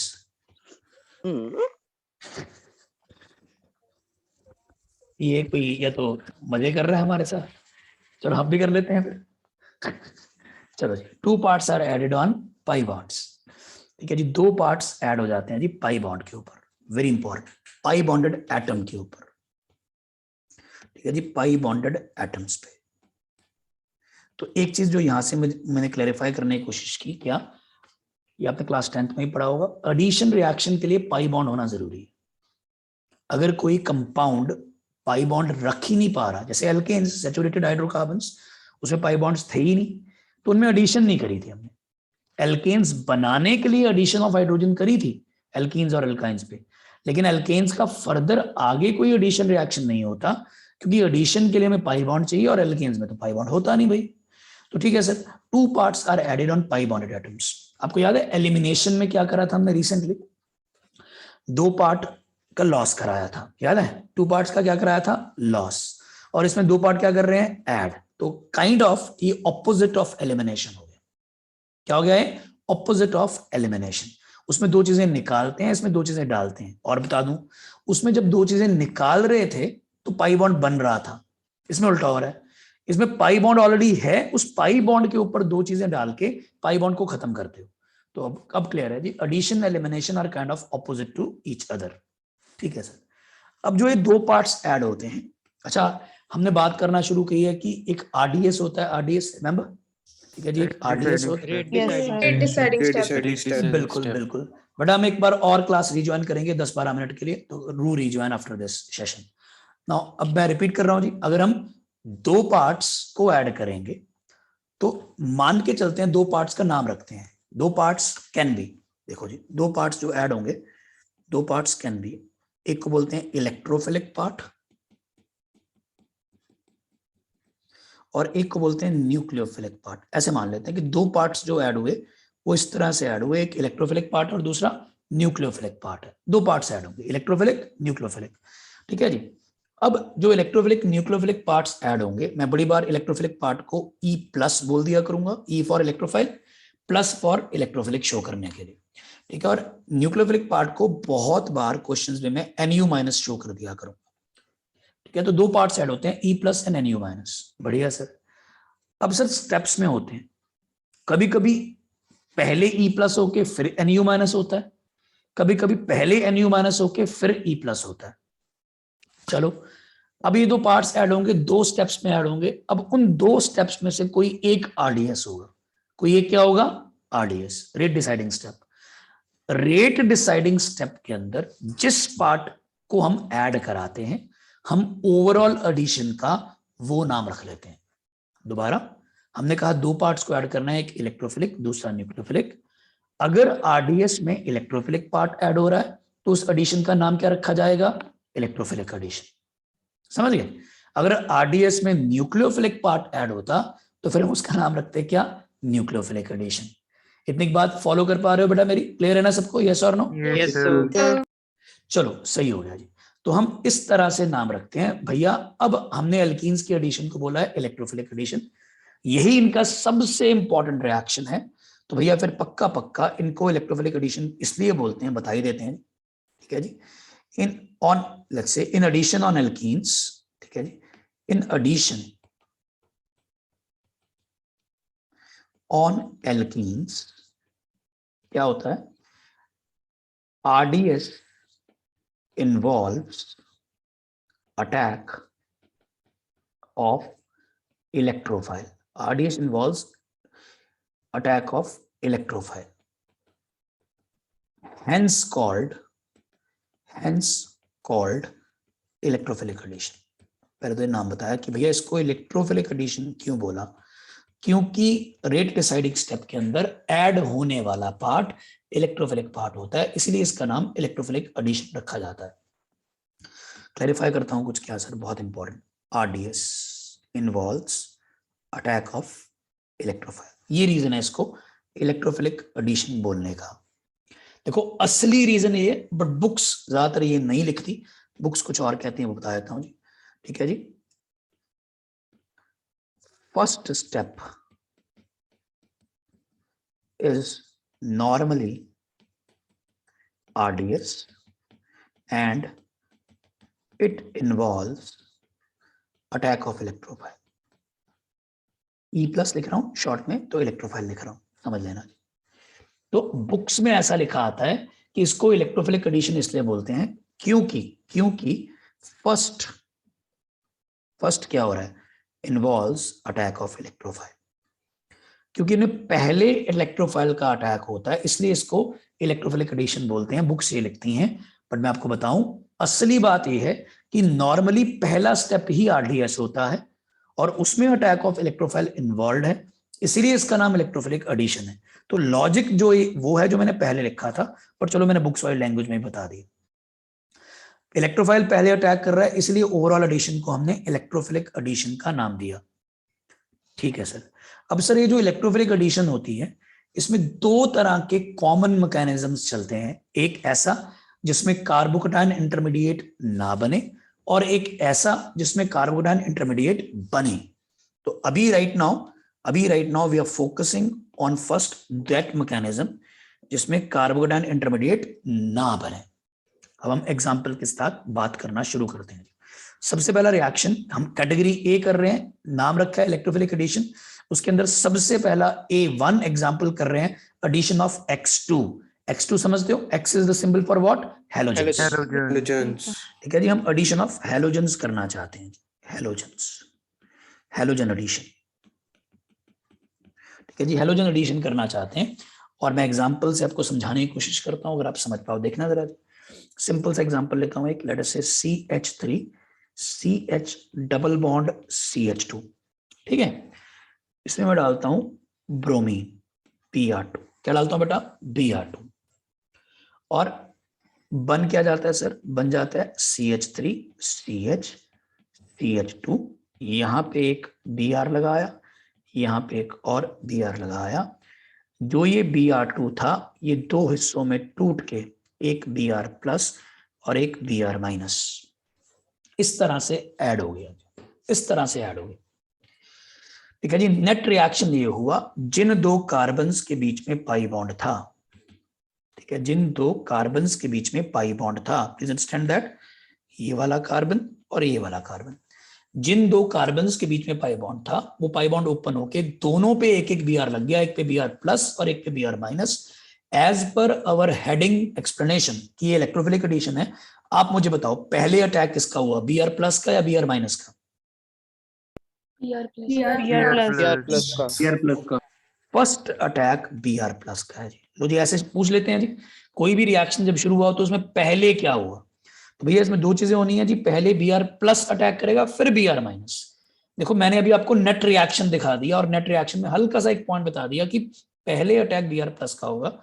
अगर मैं इसका स्टेप बाय स्टेप मैकेनिज्म करके दिखाऊं तो समझना जरा, वो भी दिखा देता हूं, कोई बड़ी बात नहीं। तो देखना जरा, नेट रिएक्शन आपको दिखा दिया। अब इसका अगर मैं मैकेनिज्म बना के दिखाऊं, मैकेनिज्म बना देते हैं सर, क्या मुश्किल है। ठीक है, मैकेनिज्म बनाया सर, ये रहा CH3 CH double bond CH2 पे जब Br2 ने अटैक करा तो इस तरह से करा, Br ऐसा बॉन्ड था जी।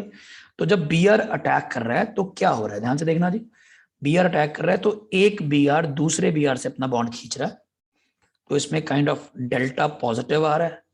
ठीक है जी, ठीक है जी, एक जिससे बॉन्ड खींच रहा है उसमें डेल्टा पॉजिटिव आ रहा है, दूसरे पे डेल्टा नेगेटिव। अब एक डाउट आएगा, सर इन दोनों की तो इलेक्ट्रोनेगेटिविटी सेम है सर, ऐसे कैसे तोड़ रहे हो? तो मैंने कल सिखाया था कि कुछ रिएक्शंस को हम एक्सप्लेनेशन के लिए थोड़ा सा अलग तरीके से डील करना स्टार्ट करते हैं। ऐसे टूटेगा, कोई बड़ी बात नहीं है। क्यों टूटेगा सर? जब इलेक्ट्रॉनिटी सेम है, क्योंकि पीछे से कार्बन उनको पाई बॉन्ड देने में इंटरेस्टेड है। कार्बन कहता कि मैं ये पाई बॉन्ड देना चाहता हूं, ये पाई बॉन्ड इसको देना चाहता हूं, एक Br को, लेकिन दूंगा तब अगर वो अपनी ऊपर पॉजिटिव चार्ज वाली डेंसिटी लेके आए, क्योंकि पाई बॉन्ड मतलब इलेक्ट्रॉन्स। मैं उसको इलेक्ट्रॉन्स देना चाहता हूं, दे तो दूंगा, लेकिन उसके ऊपर फिर इलेक्ट्रॉन्स की कमी हो तो अपने ऊपर शॉर्टेज ऑफ इलेक्ट्रॉन्स क्रिएट करा रहा है दूसरे Br माइनस को अपने से बाहर निकाल के। तो पहले अभी ये बनना शुरू हुआ, कमाल की चीज, CH3 CH2, ये Br लगा गया यहाँ पे, एक सेकंड, ये Br लगा गया यहाँ पे, और यहाँ पे Br plus, proper Br plus, और साथ में अब Br माइनस अलग हो चुका है, ये हो चुका है जी अलग, ठीक है जी, ये Br माइनस अलग हो चुका है। एक Br एस Br माइनस अलग हो गया, दूसरा Br जो डेल्टा प्लस था वो जाके कार्बन के पाई बॉन्ड को अप्रोच करके एक तरह से पाई बॉन्ड में झुल्ला झूल गया, मैं ऐसे बोलता हूँ जी, पाई बॉन्ड के अंदर जाके झुल्ला झूल गया, ऐसे बोलता हूँ जस्ट टू लर्न, ठीक है जी। Br प्लस जाके पाई बॉन्ड के ऊपर ट्रैप हो गया, बन गया सर ऐसा कुछ। अब जो ये बना सर, जो ये बना, ये जो बना, ये इंपॉर्टेंट है सर। सर ये क्या है? ये सर साइक्लिक ब्रोमोनियम इंटरमीडिएट है, ठीक है जी, साइक्लिक ब्रोमोनियम इंटरमीडिएट। इसको कभी कभी नॉन क्लासिकल कैटायन भी बोलते हैं, नॉन क्लासिकल कैटायन। ऐसा क्यों? क्योंकि ब्रोमीन बीइंग हैलोजन नॉर्मली एक ही बॉन्ड बनाता है, जबरदस्ती ब्रोमीन ने एक और बॉन्ड बना के अपने ऊपर पॉजिटिव चार्ज क्रिएट कर रखा है। सर ये कैसे हो गया? मैं आपको हल्का सा और समझाने की कोशिश करूं, समझाता हूं। समझो ये पाई बॉन्ड लेट अस से यहां शिफ्ट हुआ, बता सकते हो? तो इस पे चार्ज आपको क्या आता नजर आ रहा है? बोलो, डेल्टा माइनस। और यहां पे चार्ज आता क्या नजर आ रहा है? Delta plus. तो ये जो डेल्टा माइनस है, इसने Br प्लस के साथ अपना बॉन्ड बनाना शुरू करा, बना लिया सिंगल बॉन्ड, बना लिया होगा जी, ठीक है। सुन रहे हो मेरी बात? यस और नो? सो एक बार लास्ट बार देख लो जी, मैं समझा रहा था क्या सर, क्या कि ये वाला, वैसे जो मैकेनिज्म दिखाते हैं ऐसे दिखाते हैं, just for your more further clarity, ताकि आप डाइजेस्ट थोड़ा और कर पाओ, समझना जरा जी। एक सेकंड, एक सेकंड। ओह, अब पेंसिल खत्म हो गई, चलो 2 मिनट गप्पे मार लेते हैं, इतने में चार्ज हो जाएगी, ठीक है जी। गप्पे क्या मारे, कैमरा ही बंद कर लेते हो, शक्ल नहीं दिखाते हो, काहे के गप्पे, ठीक है जी। कुछ लोग हैं जो सही है, मेरा हाल ठीक है बेटा, परेशान हूं मैं, तुम लोगों को मिल नहीं पा रहा हूँ फिजिकली, है ना। ये कैमरे पे मिलने पे कान नहीं ना हाथ में आते, वो वाली फीलिंग अलग होती है, ठीक है। थोड़ा सा फिर पढ़ाई बढ़िया चलती रहती है। Anyways, but still I am really proud of all of you, है ना। आप हिम्मत करके पढ़ाई कर रहे हो बेटा, है ना। कहोगे सर आप हर बार ही ऐसे कहे, तो मैं सच्ची में प्राउड महसूस करता हूँ। अब मैं आप वाली जनरेशन के साथ ना थोड़ा थोड़ा सिंपथाइज करने लग गया हूँ। कितना कुछ सहना पड़ता है ना, माँ बाप की डांट, टीचर्स की एक्सपेक्टेशंस, खुद की एक्सपेक्टेशंस, पता नहीं क्या क्या, बहुत कुछ सहना पड़ता है। बट फिर भी औखे सौखे गाड़ी चल रही है जी। अब मजा तब है अगर गाड़ी थोड़ा खुश मिजाज माहौल में चलती रहे, है ना, हंसी हंसी स्माइलिंग फेसेस के साथ। चलो मेरा कुछ बोलने पे सही आप दांत तो दिखाते हो, लग जाता है कि हाँ ब्रश कर रहे हो। कई बार तो वो भी डाउट होने जाता है, नहाने के साथ ब्रश तो नहीं बंद कर दिया। नहाने पे तो मेरे को पूरा डाउट है, नहाने वाली बात पे तो मेरे को पूरा डाउट है। हाँ, ये नहीं मैं कह रहा कि आप नहीं नहाते हो, रोज नहीं नहाते हो, ये मेरे को पूरा पूरा डाउट है। बड़े सारे लोग हैं जो बीच में ऑल्टरनेट डे गेम खेलते हैं, आज नहा लिया आज नहीं नहाऊंगा। Yes sir, very good. Akshat तो ज्यादा ही ट्रुथफुल है। अक्षत जिस दिन नहीं नहाएगा उस दिन ना मेरे पास आइयो भाई, देख सीधी सी बात, मेरे पास आएगा ठंड में मतलब ज्यादा हो जाते हैं, मतलब 3 दिन में 2 बार। अच्छा 3 दिन में 2 बार, चलो that's good, at least you are truthful. चलो जी देखिए जरा पेंसिल चलेगी कि नहीं, एक सेकेंड। चलो वाह, 0 से 11 कुछ सेकंड्स में बड़ी पावरफुल गप्पे मारी आपने। चलो जी, एनीवेज लो जी, हम बात कर रहे हैं जी क्या, ये जो मैकेनिज्म था इसको थोड़ा सा और क्लैरिफाई करने की कोशिश कर रहे थे कि अगर सर ये जो आपने समझाया इसको देखना ऐसे अगर मैं बताना चाहूँ, ये एक्स्ट्रा ये मैकेनिज्म में कहीं दिखाया नहीं जाता, CH3CH delta plus CH2 delta minus, और मान लो कि यहाँ Br डेल्टा प्लस ही आ गया, ठीक है, Br डेल्टा प्लस आ गया।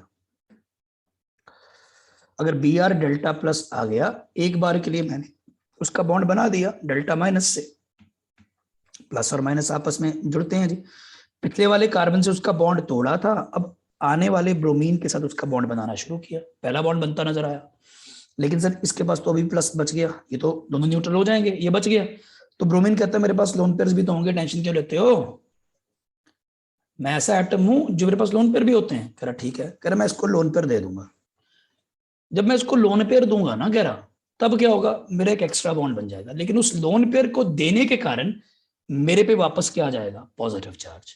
तो एल्कीन से जो साइक्लिक ब्रोमोनियम बना वो कुछ इस तरह से बनता नजर आया। ये जो मैंने साइड से एक डिटूर निकाला है, साइड रास्ता निकाला है, ये बुक्स में नहीं लिखा होता, ये सिर्फ आपकी क्यूरियोसिटी के लिए बता रहा हूँ, कैसे समझ के हम इसको ऐसे लर्न कर सकते हैं। बट अदरवाइज मेन बात जो पहले बताया था, पाई बॉन्ड आया, सॉरी ब्रोमीन पॉजिटिव आया, वो पाई बॉन्ड के अंदर झूला झूल गया, साइक्लिक ब्रोमोनियम इंटरमीडिएट बन गया, नॉन क्लासिकल कटायन इसको बोलते हैं, ठीक है सर, ऐसा बन गया जी। अब सर ये बन तो गया, लेकिन ये खुश नहीं है, मजबूरी में बना है थोड़ी देर के लिए, तो बना ही क्यों है, बस रास्ता है सर, इसके बने बिना काम नहीं चलता आगे। अब खुश क्यों नहीं है, उसमें दो दिक्कतें हैं इसमें, क्या, एक तो सर हेलोजन पे पॉजिटिव चार्ज, वही दिक्कत है। क्यों sir, sir halogen is very electronegative, और हाईली इलेक्ट्रोनेगेटिव चीजें अपने ऊपर पॉजिटिव चार्ज रख के ज्यादा देर खुश नहीं होती हैं, थोड़ी देर के लिए पॉजिटिव कभी कभी रख लेती हैं, बट ज्यादा देर के लिए नहीं। तो अभी ये ब्रोमीन पॉजिटिव बन तो गया, बट ये अपने आप को दोबारा से न्यूट्रल करना चाहता है, एक लॉजिक ये हो गया। दूसरा सर इंपॉर्टेंट लॉजिक ये है कि यहाँ पे जो साइक्लिक बना, जो ये साइक्लिक चीज आपने बनाई, आपने नोटिस की सर इसमें 3 एटम्स की रिंग बनी है, बोलो नजर आ रहा है सबको, 3 एटम की रिंग बनी है। Yes sir. और अभी recently last to last class में करके चुके हैं कि 3 की रिंग बहुत अनस्टेबल होती है, लेस स्टेबल होती है। यस सर, दोनों चीजें इस इंटरमीडिएट को कुछ इस तरह से कह रही हैं काम कर कि रिंग भी खोल दे और ब्रोमीन का पॉजिटिव भी न्यूट्रल कर दे। तो कह रहा ठीक है, अब एक बार ब्रोमीन पॉजिटिव ने अटैक करा, साइक्लिक ब्रोमोनियम बना, अब पीछे ब्रोमीन माइनस तो बचा बैठा है, वो ब्रोमीन वापस अटैक करेगा ब्रोमीन नेगेटिव। अब जब ब्रोमीन नेगेटिव अटैक करेगा तो उस टाइम पे ब्रोमीन पॉजिटिव अपना एक बॉन्ड रिंग से खींच लेगा जी वापस, जो मैंने यहाँ पे उसको देते हुए दिखाया था थोड़ी देर के लिए, ये तो मैंने वैसे ही सिखाया था ना, ये तो वैसे काम हमने दिखाते ही नहीं मैकेनिज्म, ये तो एक्स्ट्रा। बट चलो, जो भी उसने एक लोन पेयर उसको दिया था वो टेम्परेरी दिया था, अब वो कहता मैं नहीं देता यार लोन पेयर, वापस कर, मेरा पीछे से माइनस को पकड़ ले, है तो है मीडियम में, नेगेटिव अगर पीछे से आगे अटैक कर दे तो बढ़िया बात है। कह रहे तू भी खुश मैं भी खुश, 3 की रिंग भी खुल जाएगी, ब्रोमीन का पॉजिटिव भी न्यूट्रलाइज हो जाएगा, तेरे को किसी का साथ चाहिए, तेरे को ब्रोमीन माइनस का साथ मिल जाएगा, छोड़ मेरे को, मैं थोड़ी देर के लिए टेम्परेरीली तेरे साथ दोस्ती कर रहा था, अब मेरा बॉन्ड मेरे को वापस कर दे। इस तरह से रिएक्शन होगा। जब इस तरह से रिएक्शन होगा, प्रोडक्ट तो बन गया सर, CH3 CH CH2, ये ब्रोमीन आ गया यहाँ पे और ये ब्रोमीन आ गया यहाँ पे, ठीक है, दैट्स इट, ये मैकेनिज्म है सर। सो दोनों ब्रोमीन ऐड हो गए सर। बस मेन बात, जब ये दोनों ब्रोमीन ऐड हुए, बीच में इंटरमीडिएट कौन सा बना वो बताओ, जो इंटरमीडिएट बना उसमें पॉजिटिव चार्ज बताओ किस पे है, ब्रोमीन पे, ब्रोमीन, तो वो ब्रोमोनियम है या कार्बोकेटायन है, bromonium. Bromonium, this is not carbocation, तो मैंने बोला था इसमें कार्बोकेटायन नहीं बनता। और एक कार्बोकेटायन बनता है या नहीं बनता, वो अब हमारे लिए बड़ी इंपॉर्टेंट बात है सर। वो इसलिए सर क्योंकि सर कार्बोकेटायन में ना एक बड़ी जबरदस्त चीज आपने सिखा दी जो हमें चेक करनी पड़ती है, वो होती है सर रीअरेंजमेंट। क्या होती है? रीअरेंजमेंट। अगर कार्बोकेटायन नहीं बनता तो फिर रीअरेंजमेंट की चांसेस भी नहीं है सर क्योंकि नॉट कार्बोकेटायन, तो should I say no carbocation, ठीक है, यहाँ पे no carbocation no rearrangement possible. जब भी रिएक्शन होगा इसमें रीअरेंजमेंट नहीं होगी क्योंकि कार्बोकेटायन ही नहीं बन रहा है, साइक्लिक ब्रोमोनियम बन रहा है, बस ठीक है, बढ़िया बात। तो सर आपने ये तो बता दिया इसमें रीअरेंजमेंट नहीं होगी क्योंकि कार्बोकेटायन नहीं बन रहा। अब ये जो ब्रोमोनियम बनाया, अजीब सी चीज बना दी, इसको बना के या इसको अज्यूम करके या इस मैकेनिज्म में एक नई तरह का ये आयन मान के आपको बेनिफिट क्या मिला? फिर दोबारा बात, रिएक्शन पहले आता है कि मैकेनिज्म बताओ? रिएक्शन। वो मैंने आपको नेट ऊपर ऑलरेडी बताया हुआ था, ये रहा सर, नेट रिएक्शन तो यही था सर, ये नेट रिएक्शन था सर। अब सर इसका मैकेनिज्म फिट किया जा रहा है बाय, है ना, बाय थोड़ा सा हिट एंड ट्रायल लगे हुए हैं उस पर भी, हाँ फिट बैठ जाए। तो कह रहा फिर आपने ऐसा अजीब सा साइक्लिक ब्रोमोनियम क्यों माना? कह रहा उसका रीजन था। ऐसा मानने से हमें क्या समझ आया, वो प्रैक्टिकली रिएक्शन में देखा गया है क्या, इसके कारण यहाँ पे अब एंटी एडिशन होने वाली है। क्या होने वाली है जी? Anti addition. अभी एंटी एडिशन तो याद है ना क्या होती है बेटा? When the addition is from same side or from opposite sides? Opposite side.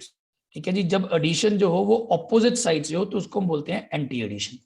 तो सर इसमें एंटी एडिशन होने वाली है, ऑपोजिट साइड से एडिशन होने वाली है। वो क्यों सर?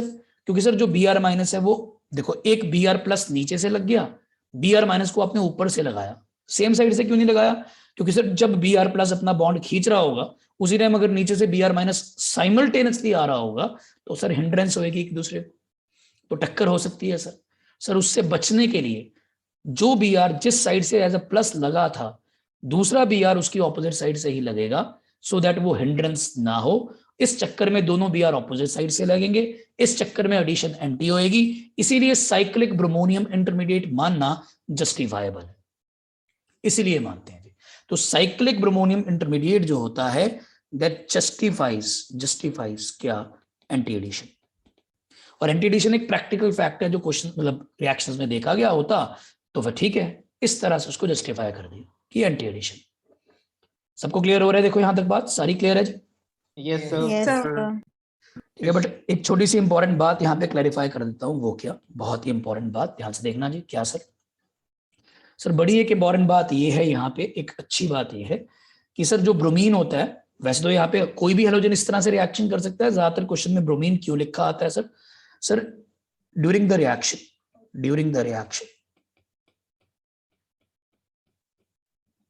ठीक है जी, red brown colour of Br2 disappears. क्योंकि ब्रोमीन खुद रिएक्ट कर गया तो उसका रेड ब्राउन कलर डिसअपियर हो जाता है। ये क्लास 10 तक पढ़ा हुआ बात थी जी। इसको बोलते हैं जी ब्रोमीन वाटर टेस्ट, साथ में वाटर भी लिखा आता है, बट आप चलो बस अभी मान लो इसका नाम क्या होता है? Bromine water test for C double bond C और C ट्रिपल बॉन्ड C। आपको बता रहा हूं जी, कार्बन डबल बॉन्ड कार्बन और कार्बन ट्रिपल बॉन्ड कार्बन वाले कंपाउंड्स ये रिएक्शन देते हैं, ये टेस्ट देते हैं। अभी हम एल्कीन्स की बात कर रहे हैं, उसमें देख ही लिया, एल्काइंस में भी ये रिएक्शन आएगा।